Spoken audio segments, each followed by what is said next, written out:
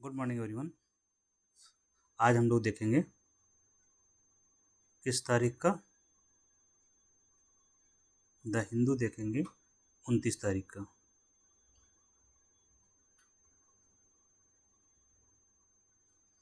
ठीक है, तो तैयार हो जाइए। फर्स्ट न्यूज़ क्या है हमारा? फर्स्ट न्यूज़ फिर से राफेल एम को लेकर है।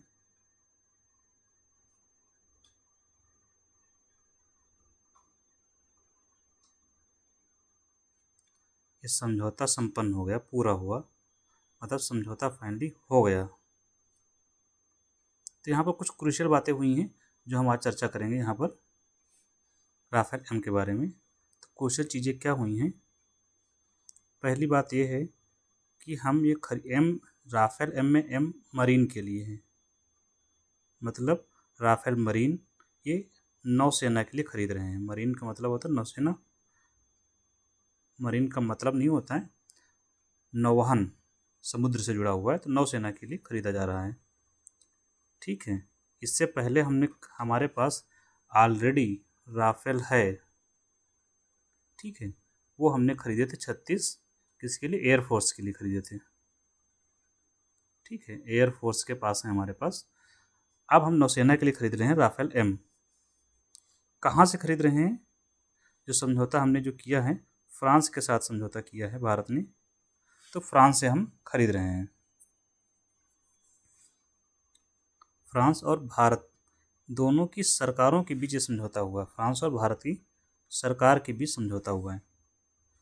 तो जब सरकार के बीच समझौता होता है, ऐसे समझौतों को कहते हैं G2G, गवर्नमेंट टू गवर्नमेंट समझौता कहते हैं। G for government to government समझौता, या सरकार टू सरकार समझौता कहा जाता है, या अंतर सरकारी समझौता। कोई आपसे पूछ सकता है कि G2G समझौता क्या होते हैं या अंतर सरकारी समझौता क्या होता है, तो आप बताएंगे कि जो समझौते दो सरकारों के मध्य होते हैं वो अंतर सरकारी समझौते कहलाते हैं। ठीक है, तो ये वैसा ही समझौता है, लेकिन यहाँ पर समझौता तो सरकार के द्वारा हुआ है, मध्य हुआ है, लेकिन आपूर्ति कौन करेगा, सप्लाई कौन करेगा? कौन सी कंपनी है जो उसको बनाएगी वहाँ की, या बनाती है? तो कंपनी का नाम है डेसाल्ट एविएशन। कंपनी का नाम है डेसाल्ट एविएशन। मैं इसलिए बता रहा हूँ कंपनी का नाम, कभी कभी कंपनी पूछ ली जाती है कि डेसाल्ट कंपनी कहाँ की है, तो आप तुरंत बताएंगे कंपनी है फ्रांस की। ठीक है, जो हमको राफेल सप्लाई की थी, आपको याद आ जाना चाहिए। ठीक, और हमारे लिए यहाँ पर जानने का ज़रूरी है, जैसे हम राफेल खरीद ही रहे हैं, राफेल तो कितने खरीद रहे हैं? 26 खरीद रहे हैं। 26 में 22 और 4 का डिवीज़न है, 22 सिंगल सीटर है, मतलब उसमें एक ही सीट है बैठने के लिए, और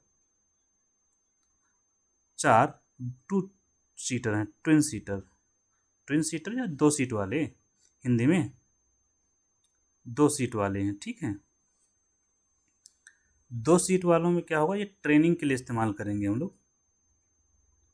क्या इस्तेमाल करेंगे? ट्रेनिंग के लिए। ठीक, लेकिन ये समझौता जो हुआ है, इस समझौते में आपको कभी कुछ लिखना है तो इस समझौते के तहत ट्रांसफ़र ऑफ टेक्नोलॉजी भी हुआ है। ये TOT कभी कभी पूछ लेते हैं आप लोगों से, तो TOT ट्रांसफ़र ऑफ टेक्नोलॉजी ये भी शामिल है इसमें, मतलब कुछ टेक्नोलॉजी का ट्रांसफ़र भी होगा इसमें। और जब ट्रांसफ़र ऑफ टेक्नोलॉजी होगा तो भारत में कुछ प्रोडक्शन फैसिलिटी भी स्थापित की जाएंगी। प्रोडक्शन फैसिलिटी मतलब उत्पादन करने के लिए। क्या उत्पादन करेंगे? प्रोडक्शन फैसिलिटी, उत्पादन इकाई। ठीक है, उत्पादन इकाई स्थापित की जाएगी। पूरा हम यहाँ पर फाइटर जेट नहीं बनाएंगे, उसकी कुछ चीज़ों को यहाँ पर बनाया जाएगा। जैसे कि इसमें मिसाइल लगानी है, घरेलू हमारे कोई, हमने घर में कुछ बनाए, घरेलू मिसाइल बनाई हमने घर में। घरेलू मिसाइल मतलब हमने जो बनाई है, भारत में जो मिसाइलें बनाई है वो, या कोई रडार लगाना है या कोई उपकरण लगाना है, तो उसको कैसे लगाएंगे, तो कुछ चेंजेस करने पड़ेंगे उसके लिए। प्लस एमआरओ, एमआरओ का फुल फॉर्म भी कभी कभी पूछा जाता है, maintenance repairing MRO facility, MRO facility. तो एमआरओ में मेंटेनेंस रिपेयरिंग एंड ओवरहॉलिंग, ये फुल फॉर्म पूछा जाता है, तो आपको याद रखना है मेंटेनेंस, मेंटेन करना, रिपेयर करना और ओवरहॉलिंग करना। ओवरहॉलिंग मतलब पूरा एक बार चेक हो जाए, कुछ गड़बड़ ना निकले, दिस इज एमआरओ। तो एमआरओ फैसिलिटी के लिए कुछ मिसाइलें सेट करनी है, उसके लिए हमें उत्पादन इकाई बनानी पड़ेगी घर में। तो जब घर में कोई इकाई बनती है तो क्या होगा, स्वाभाविक सी बात है, रोजगार सृजन होगा, क्योंकि लोग वहाँ काम करेंगे, तो लाखों रोजगार सृजन होगा। और जब ये रोजगार सृजन होगा, और क्या लाभ होगा, अब ये सब जो एमआरओ, ये सब मिसाइल वगैरह बनेंगी, इसके लिए जो माल आएगा, माल की जो सप्लाई होती है किससे होती है, एमएसएमई सेक्टर से होती है। तो एमएसएमई सेक्टर को भी लाभ मिलेगा, इसका राजस्व बढ़ेगा, तो ये इसका फ़ायदा होने वाला है।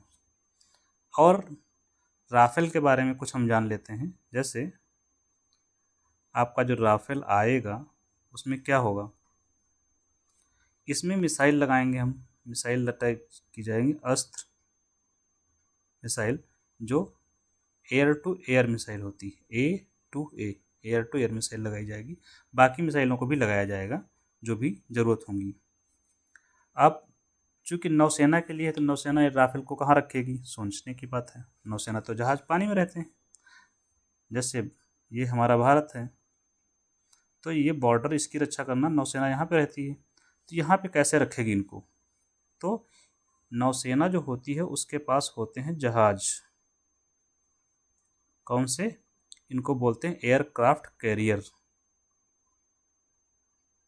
एयरक्राफ्ट, CRAFT, एयरक्राफ्ट कैरियर, जिनको हिंदी में बोलते हैं विमान वाहक पोत। ऐसे जहाज, ऐसे पोत जो विमान को लेकर चलते हों, तो हमारे पास ऐसे, हमारी जो सेना है, भारतीय नौसेना, नौसेना के पास ऐसे 2 एयरक्राफ्ट कैरियर हैं। उनके नाम क्या हैं, एक का नाम है INS विक्रांत और दूसरे का नाम है INS विक्रमादित्य। ये सब याद रखेंगे, 2 ही हैं इसलिए याद ही रखना है, कभी कभी पूछा जाता है। विक्रांत क्या है, ये हमारा, हमने घर में बनाया है, हमने भारत ने खुद बनाया है, ठीक है, घर में बनाया मतलब हमने खुद बनाया है। विक्रमादित्य हमने परचेज किया है, क्या किया, परचेज किया है, खरीदा है या प्रोक्योर किया है। कहाँ से खरीदा है ये हमें पता होना चाहिए, तो रूस से खरीदा है हमने, कहाँ से, रूस से परचेज किया गया है। अब ये जो विक्रांत होगा जहाज, इसके अंदर ही पार्क किए जाएंगे सारे, बहुत बड़े जहाज होते हैं, इसमें मैदान पूरा खाली होता है, जैसे फुटबॉल का मैदान नहीं होता, इतना स्पेस होता है इनमें, तो वहीं पर ये पार्क होते हैं। समुद्र में जहाज रहेगा उसमें पार्क हो जाएंगे, जब ज़रूरत होगी तो वहीं से निकलेंगे। अब ये आपका विक्रांत है, इसमें जब पार्क होंगे तो इसमें क्या होता है कि जगह बहुत कम होती है, आपने देखा होगा ऐसे कुछ जहाज होते हैं करके। जहाज का मैं डेक बनाने का प्रयास कर रहा हूँ, ठीक है, जहाज का जो ऊपर का से होता है, तो यहाँ पर आपने देखा होगा कभी ऐसे ऐसे रोड्स बने होते हैं उस पर, ठीक है, तो यहाँ पे आएगा, लैंड करेगा आपका एयरक्राफ्ट और यहाँ जाके रुक जाता है। तो होता क्या है, इस क्रम में एक टेक्नोलॉजी यूज होती है, उसको बोलते हैं स्टोबार, ये विक्रांत में यूज होती है स्टोबार। कारण क्या है, देखिए जहाज होते हैं छोटे, रनवे तो होता है नहीं, रनवे बहुत छोटा होता है, उस छोटे रनवे पर टेक ऑफ करना और लैंडिंग करना बहुत मुश्किल होता है। रनवे जो होता है इनका बहुत छोटा होता है, तो छोटा होने की वजह से इनको लैंडिंग करना मतलब उतारना, वहाँ जहाज को, जहाज उतारना और जहाज वहाँ से टेक ऑफ करवाना बहुत कठिन होता है, इसीलिए एक टेक्नोलॉजी है स्टोबार। तो लैंडिंग के समय क्या करते हैं, पहले टेक ऑफ समझते हैं। टेक ऑफ के समय स्की जंप का प्रयोग किया जाता है, SKI, स्की जंप। और जब ये लैंड करता है तो एक टेक्नोलॉजी इस्तेमाल करते हैं अरेस्टिंग वायर की। कौन सी? Arresting wire. अरेस्टिंग वायर कुछ नहीं होता, देखिए समझिएगा, ज़्यादा लिखने के पीछे मत पड़िए, ठीक है। होता क्या है, जो आपका जहाज़ होता है, मान लीजिए हम ये जहाज़ बनाते हैं, ठीक है, ये इसके पंख हो गए, ये टेल हो गया, ठीक है। तो इसकी जो टेल होती है, यहीं पर होता है एक हुक लगा होता है। क्या लगा होता है? हुक। या हुक निकलता है उसमें से। तो जब ये लैंड करता है, इस पे जब लैंड करेगा यहाँ, तो लैंड करने के बाद यहाँ पर एक होता है वायर। तो लैंड किया और ये पीछे वाला जो पूंछ है इसका, टेल, इसी वायर में फंस जाएगा, तो इसकी स्पीड धीमी हो जाएगी और जहाँ जाता है रुक जाता है। इसको बोलते हैं अरेस्टिंग वायर। तो ये वायर हो गया, अरेस्टिंग मतलब रोकने वाला वायर, ठीक है। Short take off but arresting wire, इसका फुल फॉर्म होता है स्टोबार का। कई बार एग्जाम में फुल फॉर्म पूछा जाता है। Short take off but arresting wire, but arresting wire technology.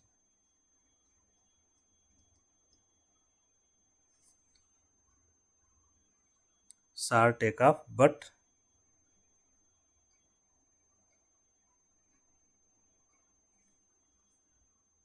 Arrested wire या arresting wire, but arresting wire, wire नहीं, अरेस्टेड रिकवरी बोलते हैं। तो अरेस्टिंग वायर का प्रयोग करके ये लैंड करता है, दैट इज अरेस्टेड रिकवरी। तो ये हमने राफेल एम के बारे में थरेली समझ लिया कि कोई दिक्कत ना आए आपको। कुछ भी पूछा जाएगा एग्जाम में, आप इसको मेंस में ले सकते हैं, प्री में भी आसानी से कोई भी क्वेश्चन आपका नहीं छूटेगा, ठीक है। नेक्स्ट रिपोर्ट है, सिप्री की रिपोर्ट आई है। सिप्री की रिपोर्ट आई है किस मामले पर? सिप्री ने रिपोर्ट दी है, किस मामले पर रिपोर्ट दिया है ये हम चर्चा करते हैं इसमें। रिपोर्ट है मिलिट्री एक्सपेंडिचर पर, सैन्य खर्च पर रिपोर्ट है। वैश्विक स्तर पर सेनाओं के ऊपर कितना खर्च किया जा रहा है, इस मामले में रिपोर्ट है। इस रिपोर्ट में बताया गया है कि सबसे अधिक कौन खर्च करता है, टॉप कंट्री कौन है, उनके नाम क्या हैं। तो सबसे अधिक खर्च करता है America, USA, United state of America. दूसरे नंबर पर है आपका चाइना, तीसरे नंबर पर है आपका रसिया, दैट इज रूस, चौथा है जर्मनी, और पांचवा है हम स्वयं, दैट इज भारत। तो ये याद रखेंगे, पूछा जाता है तो पहला अमेरिका है ही, दूसरा चीन, रसिया, यहाँ तो कोई डाउट ही नहीं है। अपना नंबर याद रखना है, 5वें नंबर पर है, ठीक है। और हम खर्च कितना करते हैं सेना पर, लगभग 86 बिलियन डॉलर बताया गया है कि भारत एनुअली इतना खर्च करता है, ठीक है। संयुक्त रूप से अगर देखा जाए इनका खर्चा कितना है, तो विश्व का 60% ये लोग खर्च करते हैं। मतलब ये 5 देश विश्व का 60% खर्च करते हैं। विश्व का जो कुल मिलिट्री एक्सपेंडिचर है, सेना का खर्च, मान लीजिए वैश्विक स्तर पर 100 रुपये खर्च करते हैं सभी देश कुल मिला के, 100 रुपये, 60 रुपये ये 5 लोग मिलकर खर्च करते हैं सेना पर, ठीक है। अब थोड़ा हम जानते हैं अपने और पाकिस्तान के बारे में कि बाकियों का स्थिति क्या है। भारत और पाकिस्तान का भी डेटा आया है इसमें। भारत का जो खर्चा है, देखिए डेटा याद करने की ज़रूरत नहीं है, आप रैंक याद रखेंगे। भारत खर्च करता है कितना, लगभग 86 बिलियन डॉलर, और वहीं पाकिस्तान का कितना है, 10 $10.2 बिलियन। तो भारत लगभग 9 गुना ज़्यादा खर्च करता है। कितना? 9 गुना ज़्यादा। तो हमारा खर्च भी ज़्यादा है, हमारी सेना भी ज़्यादा मजबूत है। ठीक है। यहाँ पर एक चीज़ जो देखने की ज़रूरत हमें है, एक चाइना को लेकर के डेटा है कि चाइना जो है ना, एशिया का 50% खर्च करता है। 50% ऑफ एशिया, मतलब एशिया के देश जितना खर्च करते हैं उसका आधा अकेले खर्च करता है चीन। एशिया के कुल देशों का आधा खर्च करता है। ठीक है, जो कितना है? 314 बिलियन डॉलर। अगेन डेटा याद नहीं रखना है, याद रह सकता है नॉर्मल तो ठीक है। तो 50% ऑफ एशिया चीन खर्च करता है। यहाँ एक जो बचा हमारा, इसमें युद्ध चल रहा है यूक्रेन और रसिया का, इनके बारे में भी जानना थोड़ा सा हमारे लिए आवश्यक हो जाता है। यूक्रेन और रसिया के बारे में जानना इसलिए ज़रूरी है क्योंकि इनका खर्च बहुत ज़्यादा हो गया है। जैसे यूक्रेन ने लगभग खर्च किया है 64 बिलियन का। अमाउंट तो बहुत कम है, भारत 86 कर रहा है, लेकिन ये 64 बिलियन जो है ना, उनके देश की जीडीपी का 34% है। मतलब उनके देश में जितना उत्पादन होता है उसका 34% यहीं खर्च हो जा रहा है। बहुत ज़्यादा खर्च है 34%। ठीक है, मिलिट्री पर, क्योंकि इससे कोई देश का विकास तो नहीं होता है। वहीं रूस जो खर्च कर रहा है लगभग 149 बिलियन डॉलर, जो इसका कई गुना है। और इसका जीडीपी है, अगर इसके जीडीपी के हिसाब से देखो तो बहुत कम है, 7% जीडीपी का है। प्लस सरकार जितना खर्च करती साल भर में, उसका 19% मिलिट्री पर खर्च करता है रूस। रूस की सरकार का टोटल खर्चा जितना होता है उसका 19% रूस खर्च करता है सेना पर। तो यहाँ पर हमने सारी चीज़ें चर्चा कर ली। हमसे जो पूछा जाने वाला है 5 देश, ये आप याद रखेंगे। चीन एशिया के कुल खर्च का 50% खर्च करता है। यूक्रेन का खर्च बहुत ज़्यादा है जीडीपी के हिसाब से, 34%, लगभग 1/3 खर्च करता है। आप ऐसे याद रखेंगे। रूस 150 नंबर पर तो है ही, उसकी कोई दिक्कत नहीं, 149 खर्च करता है। भारत और पाकिस्तान का जो कंपैरिजन है, लगभग 9 गुना भारत अधिक खर्च करता है पाकिस्तान से।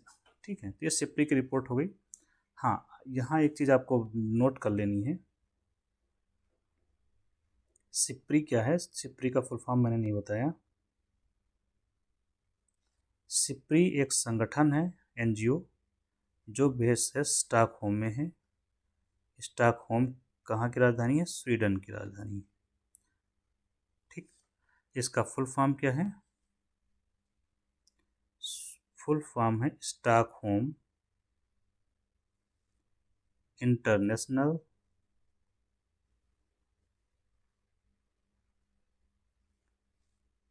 Stockholm International Peace Research Institute, ये इसका फुल फॉर्म इंस्टीट्यूट है। ठीक है, इसके द्वारा हथियारों का जो आयात और निर्यात होता है वो रिपोर्ट भी यही जारी करता है। ठीक है, इस वर्ष की जो रिपोर्ट आई थी उसमें सबसे अधिक किसने आयात किया था? आयात में पहला नंबर हो गया था हमारा यूक्रेन का। थर्ड रिपोर्ट है, न्यूज़ है, हाईवेज पर जो दुर्घटना होती हैं, नेशनल हाईवे, राष्ट्रीय राजमार्ग, मैं हिंदी में लिखता हूँ, राष्ट्रीय राजमार्ग पर दुर्घटनाएं।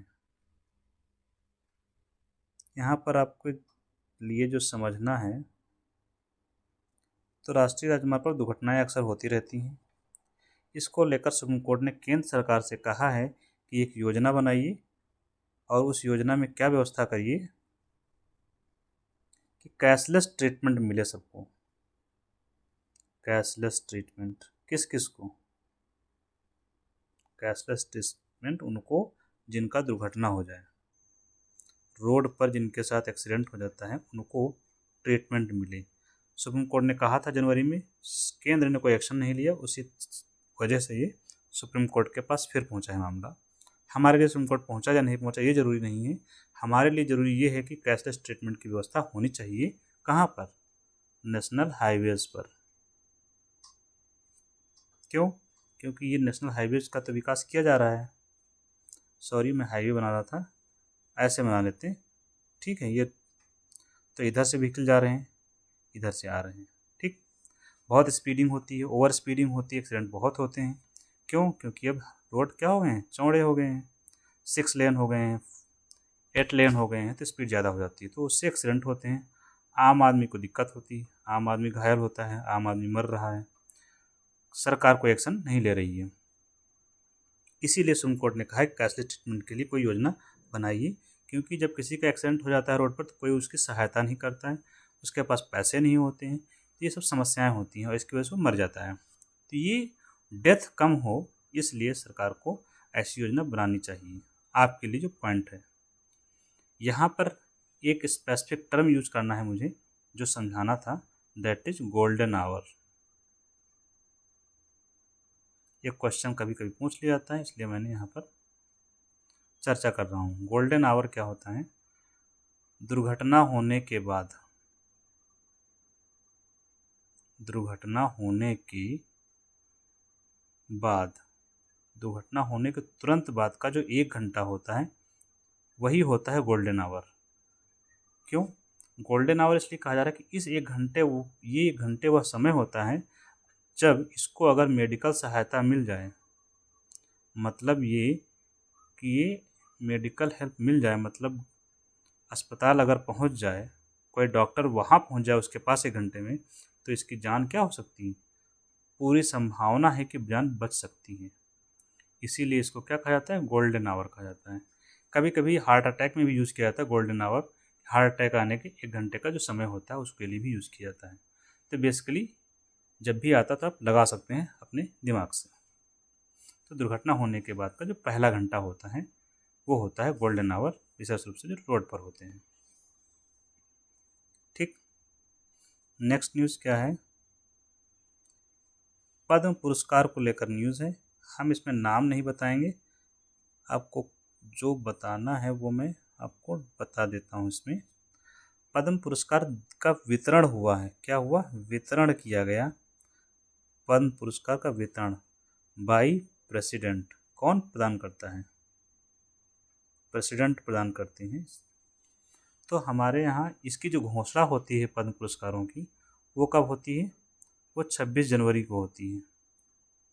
26 जनवरी से एक दिन पहले उसी में घोषणा की जाती है। प्रदान अभी किया जा रहा है। तो पद्म पुरस्कार ये सिविलियन पुरस्कार होता है, नागरिक सम्मान है, तो नागरिकों को दिए जाएंगे।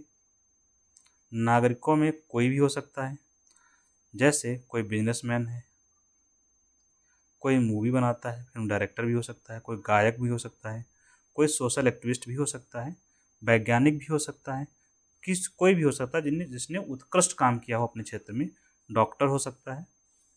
तो इन सबको दिया जाता है पद्म पुरस्कार। हमारे लिए यहाँ आवश्यक क्या है?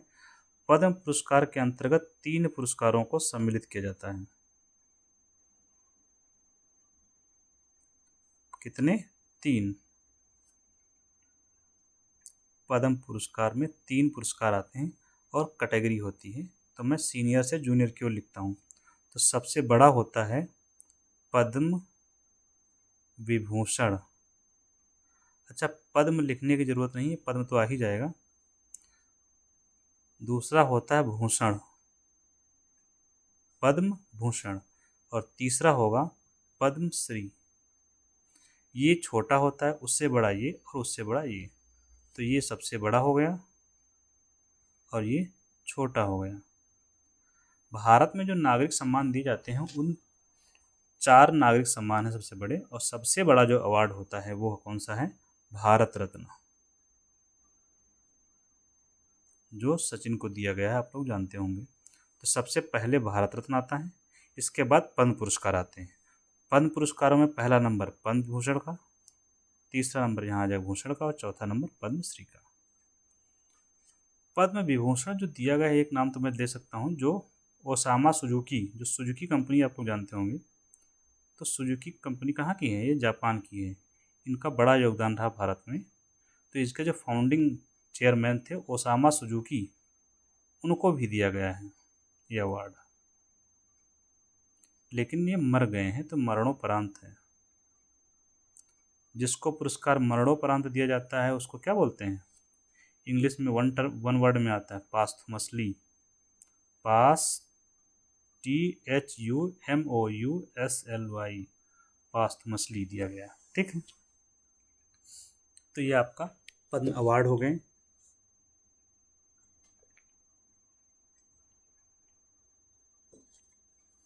लास्ट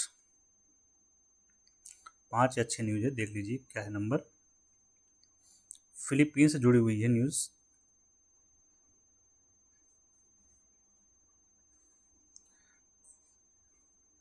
फिलीपींस की राजधानी क्या है? मनीला। और ये कहाँ स्थित है? जापान के नीचे।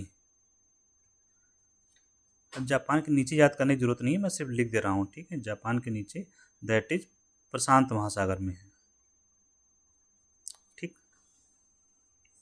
लगभग मैप अगर हम लोग बनाएंगे तो उसकी लोकेशन मैं भारत के संदर्भ में बना देता हूँ।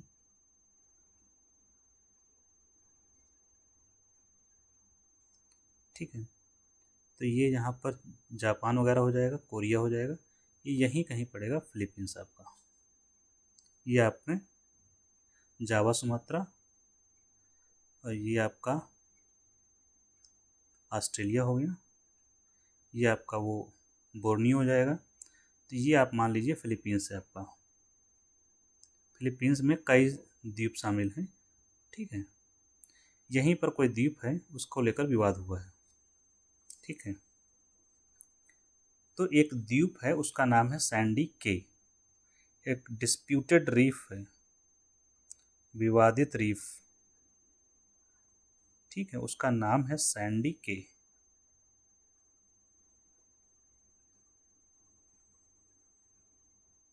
ये रीफ है जिसको लेकर विवाद हुआ है, किसके साथ में? चीन के साथ में। चीन वर्सेस फिलीपींस। चीन ने कहा है कि मैंने इस पर कब्जा कर लिया, चीन ने दावा किया है कि उसने इस पर कब्जा कर लिया है। और ये रीफ जो है ना, एक आइलैंड के पास स्थित है जिसका नाम है थीथू आइलैंड। THITU, थी2 द्वीप के पास स्थित है।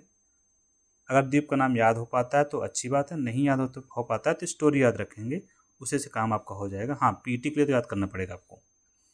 थीटू द्वीप के पास में स्थित है। इसी द्वीप के पास इसका जो मिलिट्री बेस है, किसका? फिलीपींस का। यहीं पर मिलिट्री बेस है। तो फिलीपींस ने कहा है कि ऐसा तो कुछ नहीं हुआ है कब्जा वाला, लेकिन चीन की मीडिया ने अफवाह उड़ाई। खैर, कहानी जो भी हो, ये द्वीप और ये रीफ जो भी हैं, ये स्थित हैं साउथ चाइना सी में। दक्षिण चीन सागर, ये क्षेत्र है विवादित। इस पर चीन कब्जा करता है, बाकी फिलीपींस, वियतनाम सब कब्जा करना चाहते हैं। सब अपना अपना अधिकार जमा रहे हैं, कोई कहाँ पर तो कोई कहाँ पर। ये पूरा जो क्षेत्र है उसी का मामला है पूरा। तो सैंडी के रीफ पर चीन ने अपना दावा ठोका है कि हमने कब्जा कर लिया है। फिलीपींस ने कहा ऐसा कुछ नहीं हुआ है, अभी हमारे कब्जे में है। ठीक है, तो ये विवाद है इसका। इसी बीच में क्या हुआ, एक एक्सरसाइज किया गया है, उसका नाम आपको याद रखना, बालिकाटन। एक अभ्यास, सैन्य अभ्यास। कौन सा अभ्यास? सैन्य अभ्यास है। अमेरिका के साथ किया है मिलकर, USA एंड फिलीपींस ने मिलकर किया है। और उस अभ्यास का नाम क्या है? नाम है बालिकाटन। बालिकाटन। देखिए यहाँ पर टन, कहीं कहीं टन मिल रहा है, कहीं त लिखा हुआ है। ठीक है, तो त हो या ट हो, आप समझना वही बालिकाटन। और इसका इंग्लिश में BALIKATAN, बालिकाटन अभ्यास है जो एनुअल होता है, वार्षिक रूप से, तो उसी का आयोजन किया है। हो सकता है आपसे अभ्यास भी पूछ लिया जाए।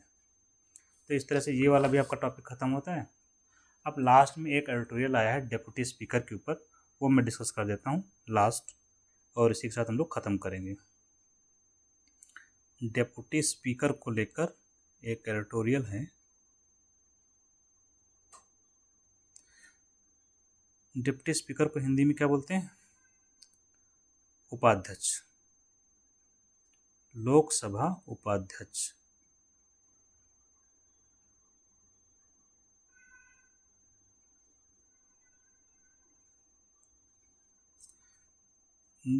एडिटोरियल क्यों आया है, एक रीजन बता देते हैं, फिर आगे हम चर्चा करते हैं।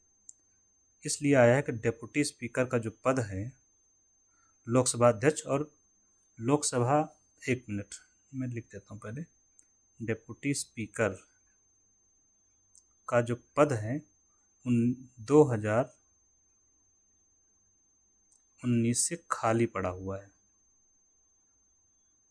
इसलिए आया है। अब आप लोग यहाँ जान लीजिए, जैसे संसद आप लोग जानते होंगे,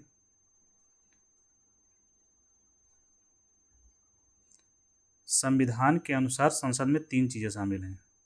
कभी कभी पूछा जाता है क्वेश्चन, तो डाउट नहीं करना है। कौन कौन? एक तो राष्ट्रपति और 2 सदन, एक राज्यसभा और एक लोकसभा।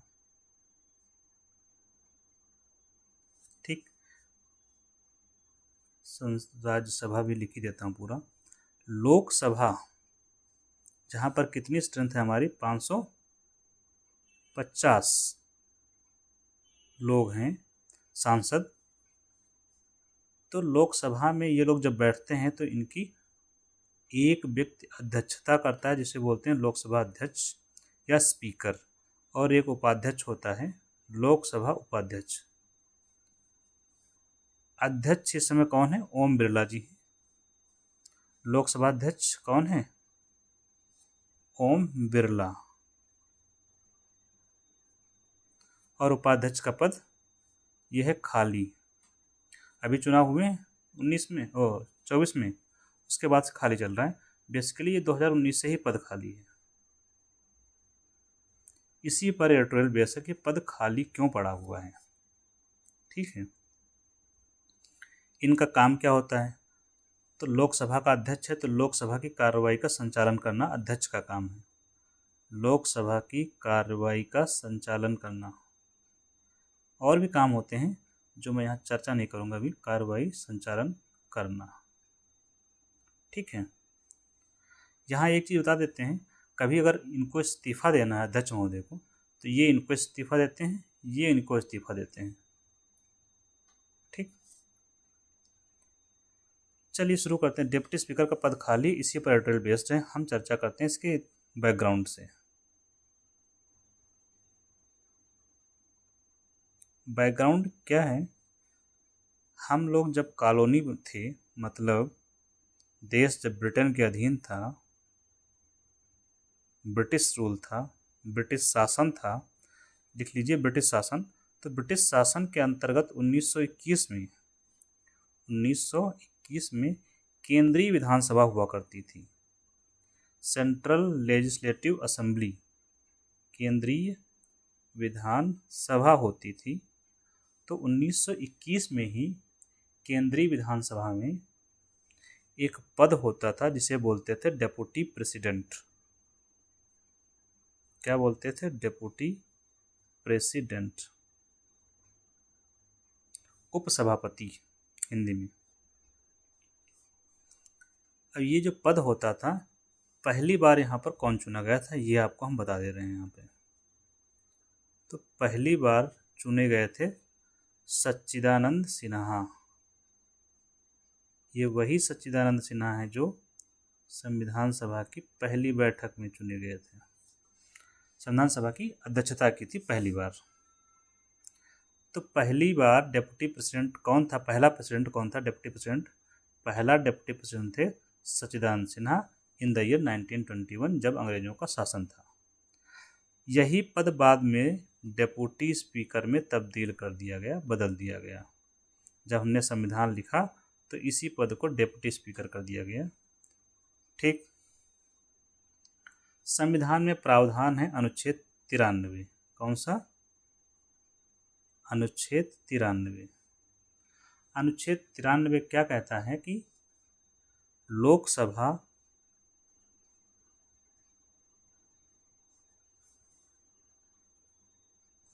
दो लोगों को चुनाव करेगी, दो लोगों का चुनाव करेगी, दो व्यक्तियों का चुनाव करेगी अपने में से, जितने लोग आए उसी में से। कब करेगी? जल्द से जल्द, एज सून एज पॉसिबल करेगी। अब उन दो लोग जो चुने जाएंगे उनमें से कौन कौन से पद होंगे? एक होगा जो चुना जाएगा वो होगा स्पीकर या लोकसभा अध्यक्ष, और दूसरा होगा डेप्यूटी स्पीकर, लोकसभा उपाध्यक्ष।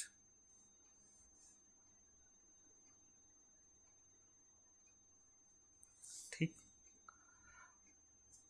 ये प्रावधान है संविधान में। अध्यक्ष तो चुन लिया गया, 2019 से चला आ रहा है, लेकिन उपाध्यक्ष का चुनाव नहीं किया गया। जब संविधान में, अब समस्या क्या है, जब संविधान में लिखा हुआ है कि लोकसभा अध्यक्ष का चुनाव किया जाना चाहिए, उपाध्यक्ष का जल्द से जल्द, तो क्यों नहीं किया गया? एक समस्या ये है इसमें। तो संविधान का क्या है? उल्लंघन किया जा रहा है। ये संविधान का उल्लंघन है। ठीक है। तो इससे दिक्कत क्या है नहीं चुना गया? इसमें दिक्कत ये है, उपाध्यक्ष के बारे में मैं बात कर रहा हूँ, उपाध्यक्ष। ठीक है। दिक्कत ये है, जब से हम लोग स्वतंत्र हुए हैं उसके बाद से यह जो पद है, उपाध्यक्ष का पद, विपक्ष को दिया जाता रहा है, विपक्ष को दिया जाता रहा है। मतलब कोई विपक्ष का व्यक्ति ही वो लोकसभा उपाध्यक्ष होता था। लेकिन ये कोई विधिक व्यवस्था या संविधान में ऐसा कुछ नहीं है। कोई पूछ सकता है कि तो बोलना है कि संविधान में नहीं लिखा है, तो कह सकता है अगला व्यक्ति कि क्या कानून में लिखा है? तो आप कहेंगे नहीं भाई, कानून में भी नहीं है। किसी नियम में लिखा है? तो नियम में भी नहीं है। फिर कैसे? ये है पार्लियामेंट्री कन्वेंशन, संसदीय परंपरा के हिसाब से ऐसा चला आ रहा है। मतलब परंपरा रही है, संसद की परंपरा रही है कि लोकसभा उपाध्यक्ष का पद हमेशा, संसदीय परंपरा रही है क्या, कि उपाध्यक्ष का पद विपक्ष को दिया जाएगा, कोई विपक्ष का व्यक्ति इस पद पर बैठेगा।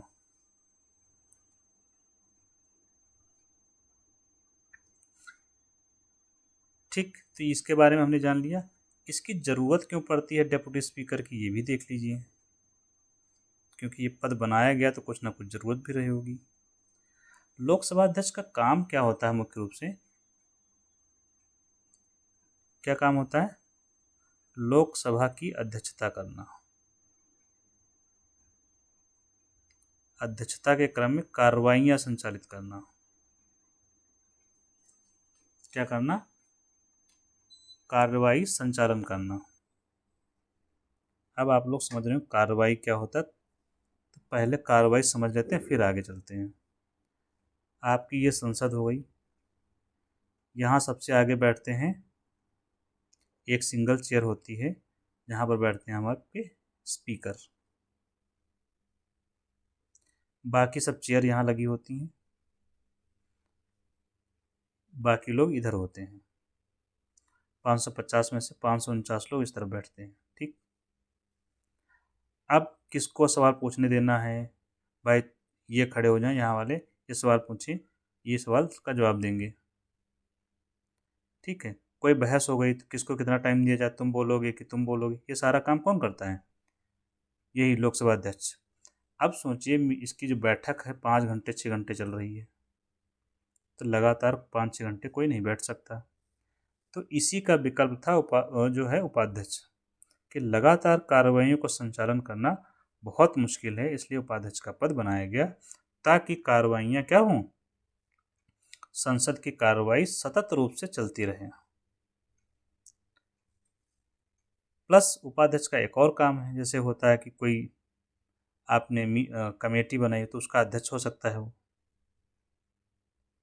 तो सदन का संचालन करना इसका एक काम है, विशेष रूप से तब जबकि लोकसभा अध्यक्ष ना रहे इन द सेंस बहुत मुश्किल होता है लंबे समय तक बैठ पाना, तो उस समय डिप्टी स्पीकर उसका संचालन करता है। तो इतनी सब चीज़ें होने के बाद, संविधान में लिखा होने के बाद 2019 के बाद से डिप्टी स्पीकर का पद नहीं बनाया गया, नहीं चुना गया, जो कि एक संवैधानिक रूप से समस्या हो गई है, जबकि संविधान में स्पष्ट रूप से लिखा हुआ है कि जल्द से जल्द चुन लिया जाना चाहिए। जल्द से जल्द चुन लिया जाना चाहिए, लेकिन एज सुन एज पॉसिबल का मतलब ये नहीं हो सकता ना कि आप अपने मनमर्जी से जब सुविधा लगे तब चुन लें। सुविधा अनुसार नहीं है कि आपको सुविधा लग रही है इसलिए चुन लिया जाए। 2019 से खाली है तो कब तक खाली रखोगे? 24 तो आ चुका है, 25 चल रहा है, 6 साल से तो नहीं भरा गया। तो ये नहीं हो सकता कि आप अपने मन मर्जी से पद को भरें, बल्कि आपको संविधान के अनुसार चलना है। तो इसका मतलब क्या होगा?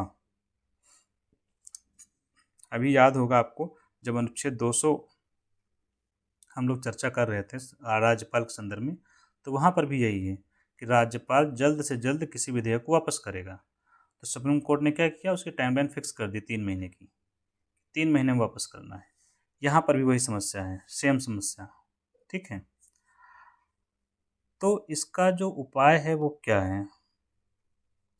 तो उपाय भी एडिटोरियल में बताया गया है, वही आप उपाय याद रखेंगे, कहीं लिखना है तो लिख सकते हैं आराम से। उपाय ये बताया कि संविधान में टाइम फ्रेम फिक्स कर दिया जाए, संविधान में टाइम लिमिट फिक्स कर दी जाए कि कब तक आपको चुनाव कर लेना है। जैसे 2 महीने के अंदर डिप्टी स्पीकर का चुनाव कर लेना है, इस संविधान में ही लिख दिया जाए, क्योंकि लोग मान नहीं रहे हैं इसलिए लिख दो। दूसरा ये हो सकता है कि कोई कानून पास कर दिया जाए, संसद ही कोई कानून पास कर दे और उसमें टाइमलाइन फिक्स कर दें कि भाई 2 महीने 3 महीने में इसका चुनाव करवा लिया जाए। कौन करवाएगा? राष्ट्रपति इसकी कार्रवाई शुरू कर दे, राष्ट्रपति इसके चुनाव की कार्रवाई शुरू कर दे 2-3 महीने में। कैसे करेगा राष्ट्रपति? ऑन द रिकमेंडेशन ऑफ प्रधानमंत्री या स्पीकर, इसकी रिक्वेस्ट पर राष्ट्रपति करवाए। कुल मिलाकर संवैधानिक रूप से व्यवस्था कर दी जाए या कानून पास करके इनके चुनाव की व्यवस्था कर दीजिए। आपको ये याद रहे न रहे, कानून स्पीकर नहीं याद रहता है, सिंपली आप कहिए कि संविधान में या तो टाइम लिमिट फिक्स कर दी जाए या कोई कानून पास कर दिया जिसमें टाइम लिख दिया जाए कि इतने समय के अंदर चुनाव करवा लेना है। तो ये एडिटोरियल हमारा ख़त्म होता है यहाँ से। यहाँ एक चीज़ आपको जो बताई ही थी मैंने अभी, अगर कभी कभी क्वेश्चन पूछा जाता है स्पीकर और डिप्टी स्पीकर को लेकर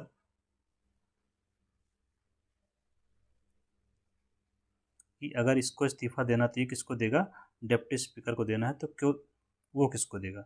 ये इसको इस्तीफ़ा देगा, ये इसको इस्तीफ़ा देगा। चलिए कुछ बातें हम आपको पॉलिटिक बता देते हैं ये पे, जो आपके लिए ज़रूरी हो सकती हैं। एक बात इसके बारे में हो गई आपने जो जाना, इस्तीफ़ा वाली, ठीक, इस्तीफ़ा कौन किसको देगा। दूसरी बात, जब स्पीकर को, मान लीजिए स्पीकर को हटाना है, इसके लिए प्रस्ताव लाया गया, तब प्रस्ताव आया हटाने का, किसको हटाने का? स्पीकर को हटाने का। इस समय अध्यक्षता कौन करेगा? इस समय अध्यक्षता करेंगे डिप्टी स्पीकर। कौन करेगा? डेप्यूटी स्पीकर अध्यक्षता करेगा। और जब प्रस्ताव आएगा तो पहली बार में ये वोट करेगा, स्पीकर क्या करेगा? पहली ही बार में वोट कर देना है। जब सब लोग वोट करेंगे तब ये भी वोट करेगा, क्योंकि इसको हटाने का प्रस्ताव आया है। अब कास्टिंग वोट ये डालेगा, निर्णायक मत कौन डालेगा? Deputy speaker. संविधान में साफ साफ लिखा है कि जब स्पीकर को हटाने का प्रस्ताव सदन में लाया गया हो तब स्पीकर अध्यक्षता नहीं करेगा। तो अध्यक्षता कौन करेगा? डिप्टी स्पीकर करेगा। और जब डिप्टी स्पीकर अध्यक्ष होगा तो निर्णायक मत कौन इस्तेमाल करेगा? डिप्टी स्पीकर करेगा। ठीक है, ये इसको हटाने को लेकर के हो गया। कभी कभी एक टर्म सुनने में आता है प्रोटेम स्पीकर का। प्रोटेम स्पीकर क्या होता है? जब लोकसभा का गठन होता है पहली बार, जैसे कि भी 24 में चुनाव हुए, तो 24 में चुनाव चुन के जो लोग गए 550 लोग सदन में पहुंचे, 550 लोग चुने गए, आप लोगों ने चुना, ये लोग सदन पहुंच गए। सदन पहुंचने के बाद लेनी होती है शपथ। बिना शपथ लिए सदन की कार्रवाई नहीं चल सकती, या कोई भी व्यक्ति बिना शपथ के सदन में भाग नहीं ले सकता कार्रवाई में। तो इनको शपथ दिलाना होता है। कौन दिलाएगा? शपथ दिलाने का काम करता है प्रोटेम स्पीकर। ये होता है टेम्परेरी स्पीकर, जो सिर्फ शपथ दिलवाता है। और इसको नियुक्त कौन करता है? ये नियुक्त होता है राष्ट्रपति के द्वारा। Is appointed by president. इसके पास दो ही काम होते हैं, याद रखेंगे। एक तो सबको शपथ दिलवा दो, 500 लोग आए हैं, 550 लोग, सबको शपथ दिलवाओ,